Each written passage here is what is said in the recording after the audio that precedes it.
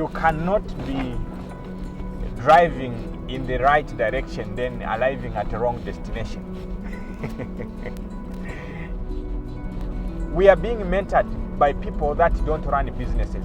You fire all the business lecturers and see if they are going to survive on business. Those guys can't survive on business because they are surviving on employment, which they are teaching people that they should start businesses.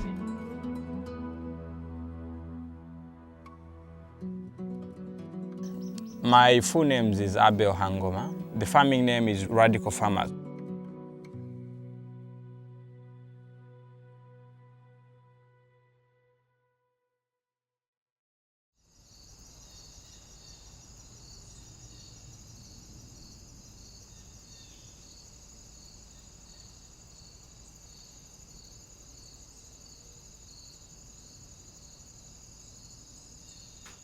My life would be very miserable without farming, because farming is something that has come to perfectly fit in for the reason that I exist for. So it is one thing that I enjoy so much, and I wouldn't want even to imagine my life without farming, because there's nothing that I enjoy more than farming. So it is something that actually makes my life to be whole, and it gives me a reason to exist.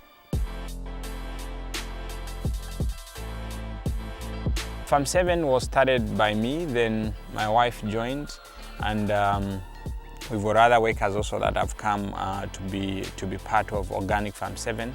And there's one of my friend who actually helped me when I was in college. He helped me with a camera which I used to raise money to go to university. So he's going to be a shareholder. He's coming to be on board. He's an accountant by profession. Organic Farm 7 is a limited company. It's not a sole trader, but it's a limited company, limited by shares. So we have shareholders in this company whom we are working together, and we have other workers also.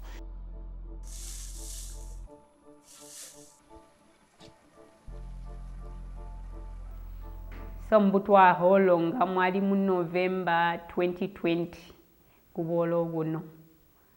Ntwabolo guno life guitaliga muri hibo gutaliga life imbi hibo mbruti nja nyowan amna inchobeni yagali ya nyowan life ntwabolo guno kamboti twagulanga kusogwe gunyina chonga wajita landi agaena tiali fetao gunyina gulibo mabwe aliki sombutwa ho kala bati balo gulindime gusaidi tinda jisilusho mu butinga mboinga yabo bati uli balo gusaidi wabo bali hichi bali kuyanda kujita so ndaholeka bota mbweno bo atwindiri oyo gusaidi wangu jaho ndipa utegwa ndambe uta andiza ndunke bo kuli bamami kambo gauti oguno heboni future ili yonse kunyina nchendi bona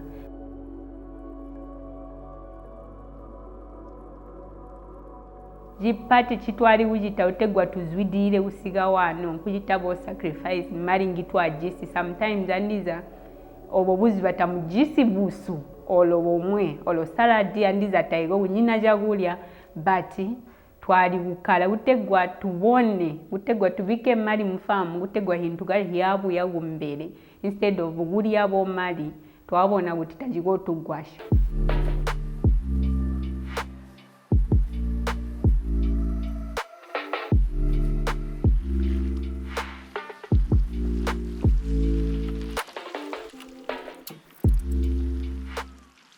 It's a farm that started from the backyard. I learned how to work with the resources that are within my reach. So because of the desire and the love to eat healthy food, I started farming, and I wanted to do it organically from the backyard. So cleared out the space that was like a 5x5. From there I would plant different types of vegetables, and the fruits that I could grow, it was only strawberries because they don't occupy a lot of space. So, and from there my passion for farming actually grew. By profession I'm a computer engineer, but the love and the passion and the satisfaction that I was getting from farming was beyond what I was getting in doing IT. Not really that IT is a bad thing, but to me it wasn't working out as it should. So that's why I decided to be a full-time farmer. But before I decided to be a full-time farmer, I had to gather knowledge. I have to practice the little knowledge that I had. I had to learn how to work with small spaces before I learned how to work with bigger spaces.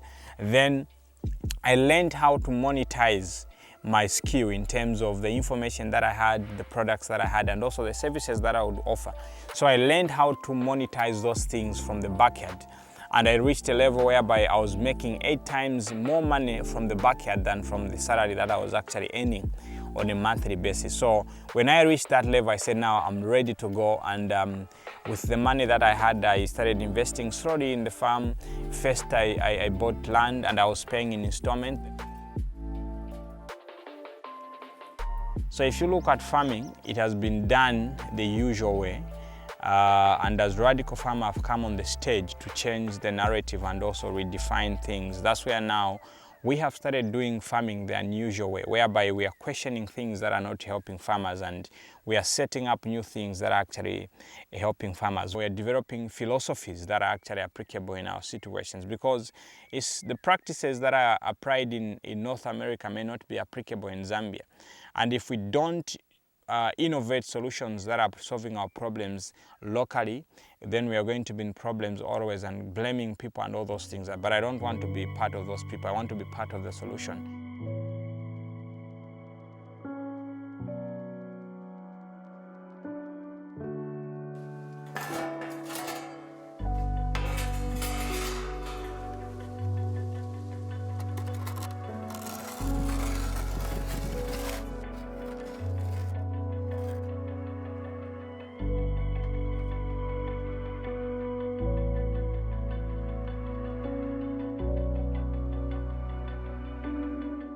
Chintu jipati chendijita olo hintu hendijita umuno mufamu itegwa Organic Farm 7 nga kupanga tu essential oil totugusha guma plants ngo tujisi buli lavender buli lemon grass buli scented geranium amna ambima plants. Oil ya lavender ganji mbo ibelega wani ilabelega kungonzi. For example, tojisi ngonzi, na tojisi ngonzi inga waiweza watubika tu oil amna warabing ologumutwe so wairabinga gutegobya ngonzi. Kamba oti lavender jishi goja lavender na lavender plant ilaberega ku insomnia na gota jisi ngonzi ilaberega gutina wainwa. So twajita discover utatwalo tu oil gutina watunana. Ologumenso amubili inga wabatulo tubo twalimu gutinago jisima rush ilaberega oil ilaberega ku skin gutegwa ibonege fresh amna ibonege gaboto amna himbi hindalimu oil inga waiberesha nago jisijigologolo waiweza wagasa hatumenda amna wa dropping abotu tushonto bo mumenda agasala then wanwa amna olajana kuti mu chest mwabo mwajuliga.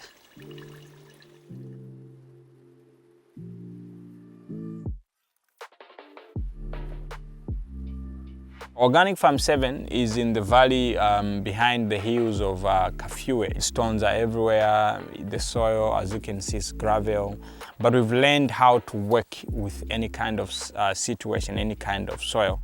We started with 3 hectares, then we kept on increasing, and right now we've got more than 40 hectares. But we have developed and set up irrigation on 6 hectares where we've planted fruits, vegetables, as well as herbs on these 6 hectares.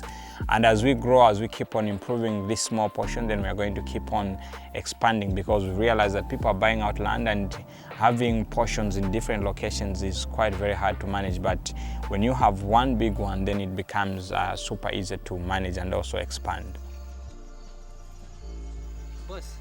My name is Norman Chileka. I'm 26 years old.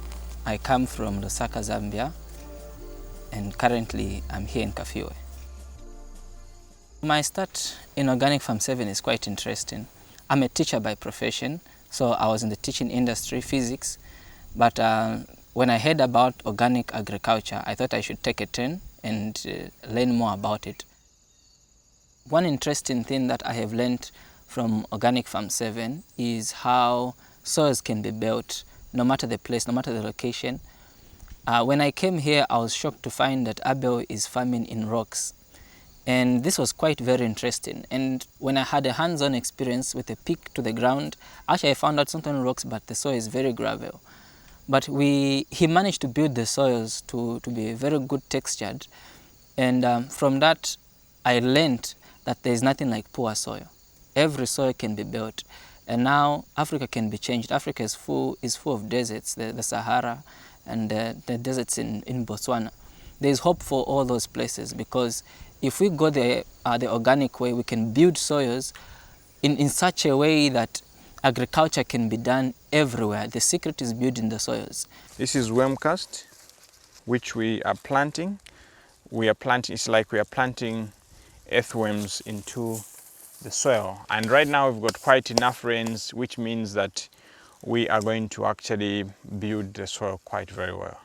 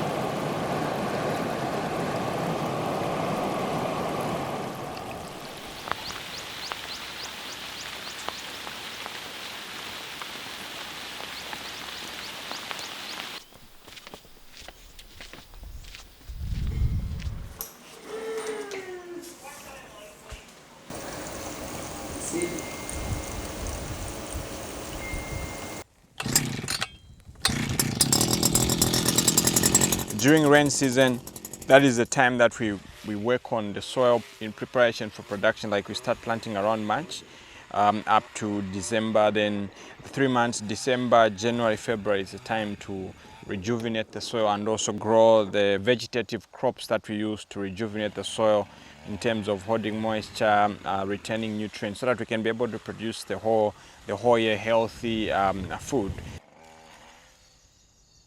The fertigation system that we have here at Organic Farm 7. So the different kinds of plants that we have here are, there is alfalfa, there is comfrey, there is moringa, there is tithonia, and there is milk thistle. When we bring them in a bulk of 50 kg, we put them here, and then we let them decompose in a drum for 14 days.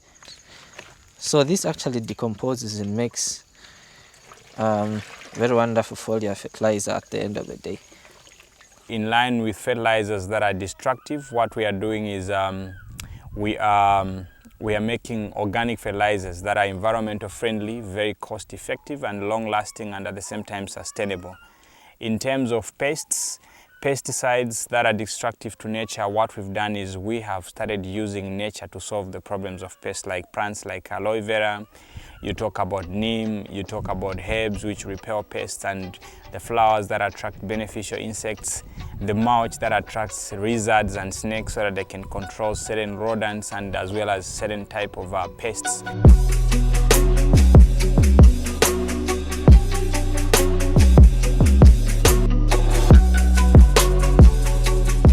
This is a water reservoir, and it's one of the first structures that Mr. Hangoma made when he came here. So they actually made it physically with the first workers that were here on the ground. And it is one of the oldest structures that we have here. It keeps a huge amount of water. We've got tanks, but the water reservoir does a very powerful job here at the farm. In terms of power, we are using solar, and we are able to pump water. We can even pump up to even 1 million liters in a day. There's just a way we've learned how to work with nature to solve the problems, and we are 100% on gravity in terms of irrigation. Times of the rain season, it becomes extremely very hot, hence evaporation is quite very high, but we've been working on that in terms of creating more organic matter, but at the same time also building the soil capacity to hold nutrients. So my point is, you see, we need water quite a lot, and it's not just a matter of wanting water, but also utilizing that water effectively. So we've been working on doing that. So now what we've done is we've innovated our solar panels in such a way that we're able to get maximum utilization of the panels.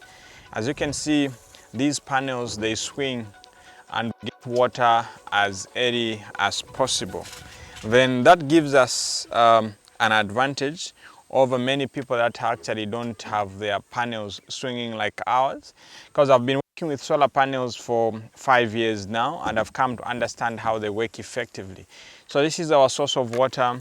This is part of being very climatic smart, and but at the same time also this is very economical. So this is our banana field, and one thing to notice here is how heavily we have mulched this place.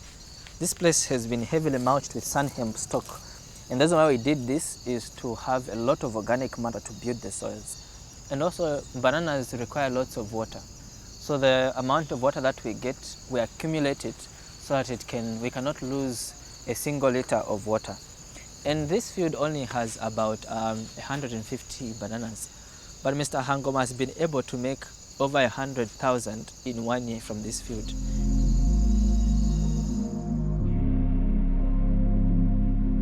We call this place our powerhouse. This is a powerhouse where the money is made from, the economy of Organic Farm 7. So this is raspberry, and this is in the greenhouse. So almost all the plants that we have outside are brought into the greenhouse to be propagated, ready for sale. So there are different kinds, so there's always a session. So like right now it's a session of the raspberries. Once they are done, we'll have to clear up all this and bring in new kinds of crops. So the advantage of this is that almost everything that comes here in the greenhouse, the mother plants are outside there in the fields. The mother plants are there, then we bring them here, they are propagated. Once they are ready, we take them outside where there is more sunlight exposure so that they can be ready for sale. You need to control the economy of your farm. Number one, you have to control the inputs. So no wonder we grow comfrey and tithonia so that we can use them to make our own fertilizers. For pesticide, we use neem. Then for fungicide, we use aloe vera, so the cycle is completed. You have what you use to feed the plants, you have what you use to control the pests. My approach is to make sure that I invest in the right direction, I put my resources in the right direction, because I'm not building a one-day farm, I'm building a farm for generations. It's a farm that is going to stand the test of time.